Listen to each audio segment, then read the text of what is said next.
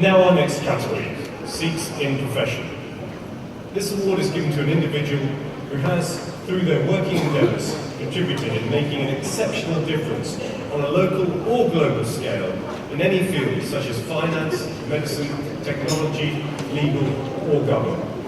Please welcome to the stage the sponsor of the award, Mr. Pratak Majumdar from Air India, and Mr. David Lelliot OBE, who is the British Deputy High Commissioner in Chandigarh and will be taking us through this category.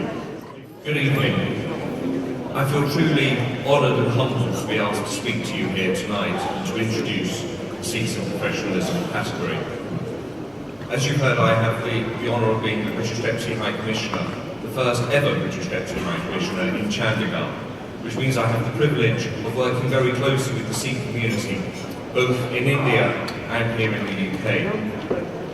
In fact, one of my first tasks on arriving in India last year was to organise the Prime Minister's visit to the holy city of Amritsar, as you heard about.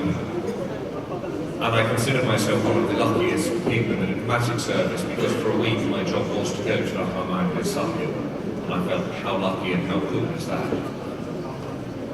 But we have a huge asset in our efforts to strengthen relations with Northwest India, and that is, of course, the Indian diaspora here in the UK, and in particular, the Sikh community.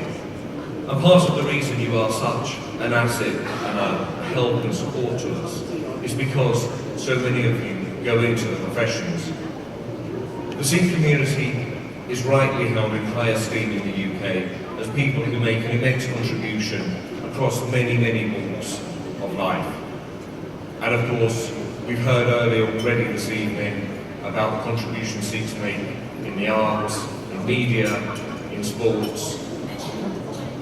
But thinking about the classic reputation of the Sikhs here in the UK, and I'm sure in other communities around the world, looking at the nominees tonight, is as people who work in the professions such as healthcare, as doctors and health practitioners, serving in the military and the armed forces, and of course as business people and entrepreneurs.